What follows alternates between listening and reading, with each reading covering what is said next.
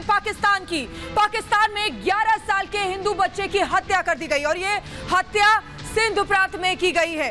अब सवाल ये उठता है कि पाकिस्तान में एक बार फिर से ये साबित हो गया है कि किस तरीके से अल्पसंख्यक असुरक्षित है। इमरान खान के राज में अल्पसंख्यकों का कितना बुरा हाल है। अब सवाल नवजोत सिंह सिद्धू से होता है, जो इमरान खान को अपना भाई बता रहे थे, कि क्या वो इमरान खान से ये सवाल पूछ सकते हैं कि ऐसा क्यों हुआ।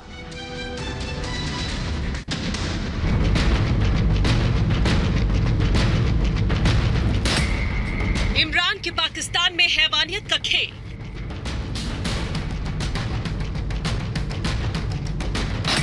हिंदू बच्चे की बेरहमी से हत्या। ये तस्वीरें उस 11 साल के बच्चे की हैं जो पाकिस्तान में रहता था और जिसकी वहां पर बेरहमी से हत्या कर दी गई। दुनिया में जहां विश्व बाल दिवस मनाया जा रहा है,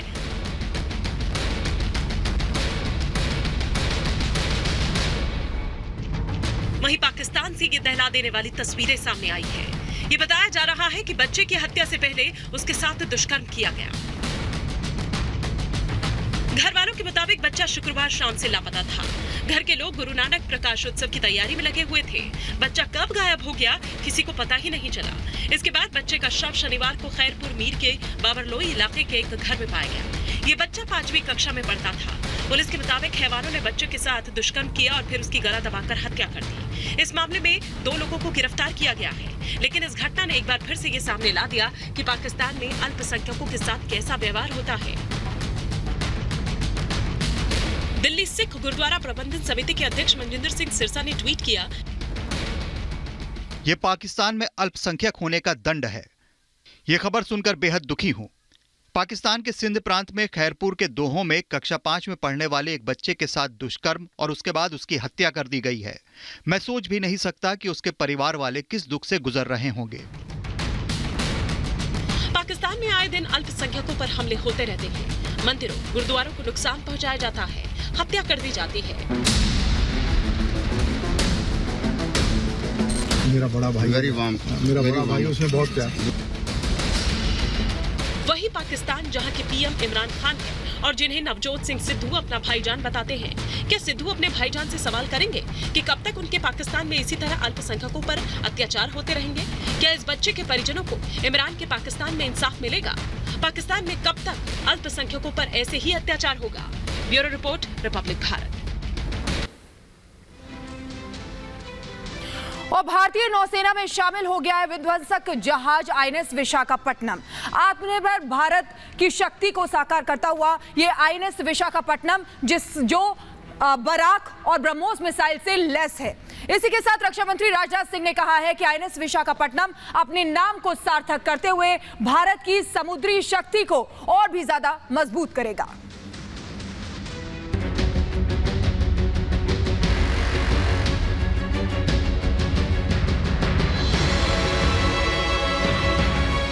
नौसेना में शामिल हुआ समंदर का महारथी।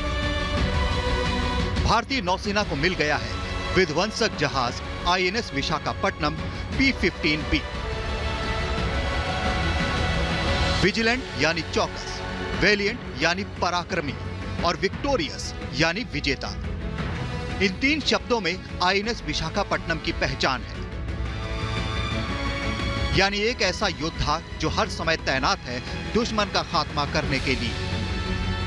रक्षा मंत्री राजनाथ सिंह ने मुंबई में नौसेना को पहला स्वदेशी गाइडेड मिसाइल डिस्ट्रॉयर पोत आईएनएस विशाखापट्टनम P-15B सौंपते हुए कहा कि यह अपने नाम को चरितार्थ करता है। आईएनएस विक्रांत का डेवलपमेंट भी नेवी की सेल्फ रिलायंस की राह में एक मील का पत्थर है। इस पर न केवल 40 फाइटर प्लेन्स आ सकते हैं, बल्कि यह एंटी एयर, एंटी सबमरीन और लैंड पर वार करने वाले मिसाइल से भी लैस है।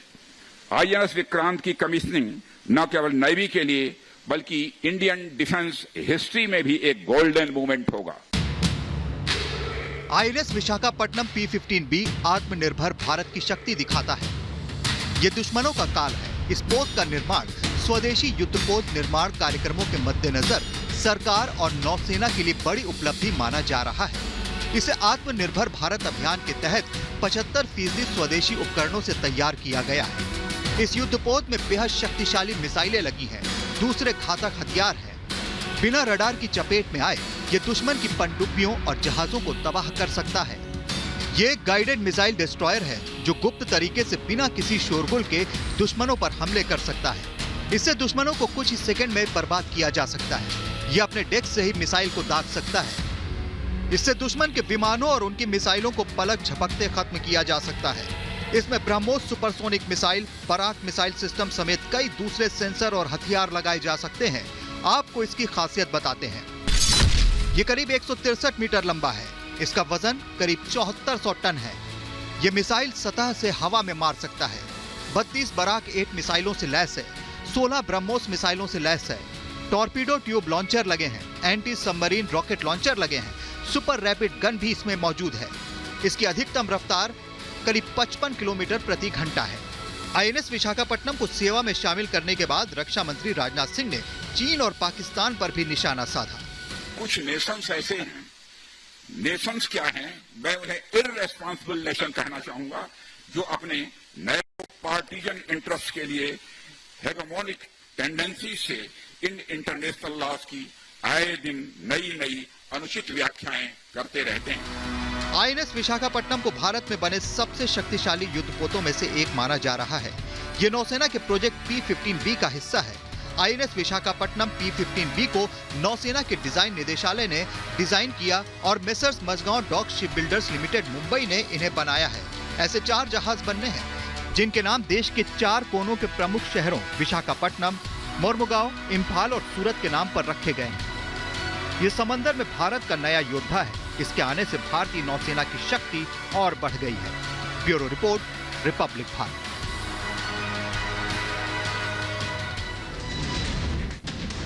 और नौसेना के बाद अब बात करते हैं वायुसेना की। वायुसेना अपने सबसे घातक लड़ाकू विमान रफाल को और भी ज्यादा घातक बनाने जा रहा है। आपको बता दें कि ये लड़ाकू विमान फ्रांस से भारत आए हैं और अब ये बताया जा रहा है कि इसमें और नए हथियार लगाए जाएंगे जिससे ये लड़ाकू विमान और भी ज्यादा शक्तिशाली हो जाएंगे।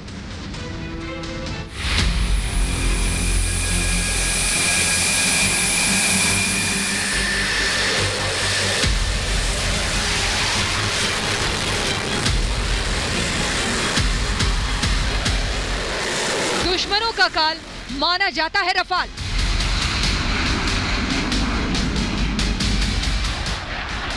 भारतीय वायुसेना का बाहुबली योद्धा है रफाल।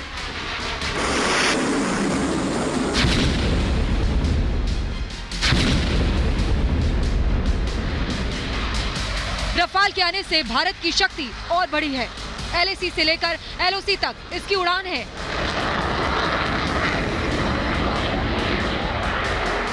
चंद मिनटों में दुश्मन के जहाजों और ठिकानों को नष्ट करने की ताकत है। अब दुश्मनों के लिए एक बुरी खबर है, रफाल अब और ताकतवर होने जा रहा है। ये और घातक होने जा रहा है।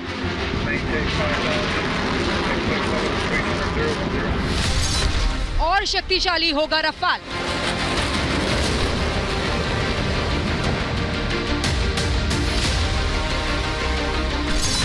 और बढ़ेगी रफाल की मारक क्षमता। फ्रांस से अब तक 30 रफाल लड़ाकू विमान भारत आ चुके हैं और बताया जा रहा है कि भारतीय वायुसेना जल्द ही रफाल लड़ाकू विमान के अपने बेड़े को अपग्रेड करना शुरू कर देगी। कहा जा रहा है कि इनमें भारत की जरूरतों के हिसाब से बदलाव लाया जाएगा। खबरों के मुताबिक भारतीय वायुसेना की एक हाई लेवल टीम इस वक्त फ्रांस में है जो स्ट्रेस एयरबेस में RB008 विमान का प्रदर्शन देखने पहुंची है। बताया जा रहा है कि इस विमान में भारत के हिसाब से बदलाव किए गए हैं। बताया जा रहा है कि अगर वायुसेना इन बदलाव को मंजूरी दे देती है तो फिर अगले साल जनवरी से बाकी के रफाल विमानों पर इसे लेकर काम शुरू हो जाएगा।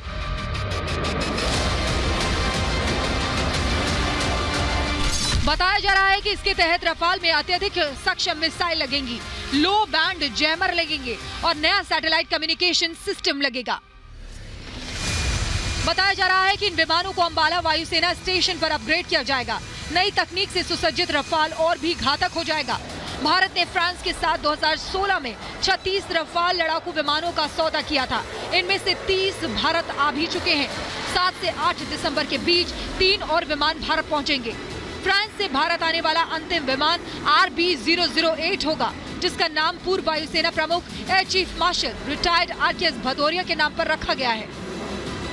जल्दी ही भारत के पास 36 रफाल विमानों का बेड़ा होगा। इनके टेल नंबर RB और BS सीरीज में होंगे। RB सीरीज राकेश भदौरिया के नाम की है, वहीं BS सीरीज वायुसेना के पूर्व प्रमुख वीरेंद्र सिंह धनोआ के नाम की है। सभी लड़ाकू विमान शामिल हो जाने के बाद भारतीय वायुसेना के बेड़े में RB सीरीज के 8 ट्विन सीटर ट्रेनर विमान होंगे, जबकि BS सीरीज के 28 सिंगल सीटर विमान होंगे। रफाल के आने से हमारी सीमाएं और मजबूत हो चुकी हैं। इनकी गर्जना और इनकी ताकत से दुश्मन थर्रा उठता है। हवा से हवा में मार करने वाली मीटियोर, हवा से जमीन में मार करने वाली स्कैल्प और हैमर मिसाइल से लैस है ये विमान। और जानकार इसे पाकिस्तान के F-16 या चीन के J-20 से बेहतर मानते हैं। Bureau report, Republic Bharat.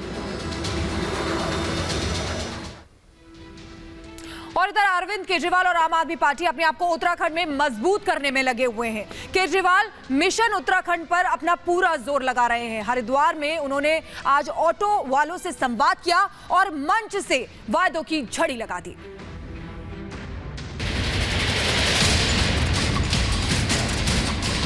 यहाँ के उत्तराखंड के ऑटो वालों से बातचीत हुई, वादा किया है कि और जो उनको रिश्वतखोरी करनी पड़ती है उनको रिश्वतखोरी की जरूरत नहीं पड़ेगी।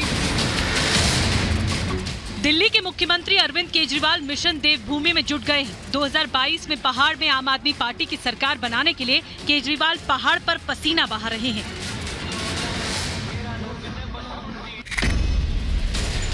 हरिद्वार में केजरीवाल ने ऑटो वालों से संवाद किया। इस मौके पर केजरीवाल ने रिपब्लिक भारत से एक्सक्लूसिव बातचीत करते हुए कहा कि जैसे हमने दिल्ली में ऑटो वालों की जिंदगी बदली है, पहाड़ में भी सरकार बनाने पर उनको वही सुविधाएं देंगे। सर क्या कुछ कहेंगे रिपब्लिक भारत में? आज और यहाँ के उत्तराखंड के ऑटो वालों से बातचीत हुई और हमने उनको कहा, उनके कई सारे मुद्दे थे। हमने उनको वादा किया है कि जितने भी उनके इश्यूज हैं, खासतौर से सिस्टम को बदलेंगे और जो उनको रिश्वतखोरी करनी पड़ती है उनको रिश्वतखोरी की जरूरत नहीं पड़ेगी। उनके बच्चों के लिए अच्छे स्कूल बनवाएंगे, उनके बच्चों को अच्छा भविष्य देंगे और साफ़ सुथरी व्यवस्था देंगे जैसे दिल्ली में दी है। दिल्ली में हमने करके दिखाया है। तो मैंने उन्हें कहा कि किसी भी दिल्ली के ऑटो वाले से फ़ोन करके पूछना, अगर दिल्ली के ऑटो वाले खुश हों तो हमारे साथ आना। बहुत अच्छा, बहुत अच्छा। अरविंद केजरीवाल ने कहा कि अगर आम आदमी पार्टी की सरकार पहाड़ में बनी तो हिंदू भाइयों को फ्री में अयोध्या के दर्शन करवाऊंगा। मुस्लिम भाइयों को अजमेर शरीफ तो सिख भाइयों को करतारपुर साहिब के दर्शन कराएंगे। तो आज मैं ये ऐलान करने आया हूं कि आम आदमी पार्टी की सरकार बनेगी तो दिल्ली की तर्ज पे यहाँ पे भी तीर्थ यात्रा योजना चालू करेंगे और उत्तराखंड के सभी लोगों को अयोध्या जी के फ्री में दर्शन कराएंगे।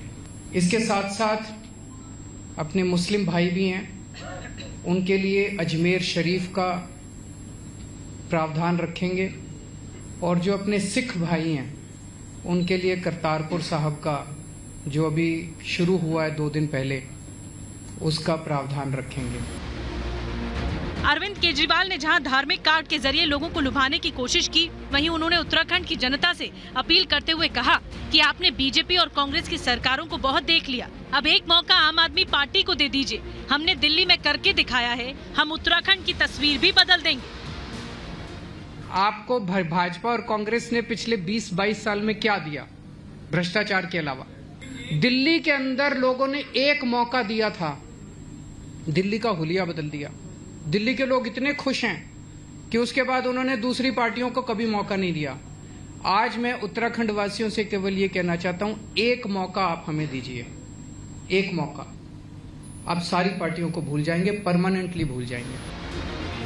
देवभूमि में सरकार बनाने के लिए आम आदमी पार्टी लुभावने वादों का सहारा ले रही है। अब देखना होगा कि पहाड़ की जनता केजरीवाल के वादों पर कितना भरोसा करती है। Bureau report, Republic Bharat. और इधर जम्मू कश्मीर के पुंछ में भारतीय सेना ने हॉकी टूर्नामेंट का आयोजन किया। इस टूर्नामेंट के समापन समारोह में डॉग और हॉर्स शो का भी आयोजन सेना की तरफ से किया गया।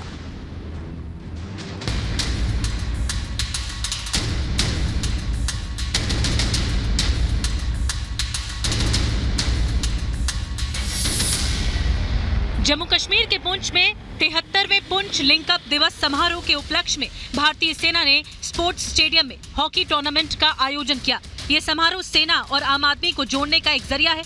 12 नवंबर से शुरू हुए इस टूर्नामेंट के समापन के मौके पर हॉकी खिलाड़ियों को सम्मानित किया गया। बॉर्डर इलाकों के बच्चों की खेल प्रतिभा को बढ़ावा देने के लिए हॉकी फेडरेशन जम्मू कश्मीर के सहयोग से टूर्नामेंट का आयोजन किया गया। इस टूर्नामेंट को लेकर लोगों का कहना है कि ऐसे आयोजनों से सेना और आम आदमी में भी एक मजबूत रिश्ता बनता है।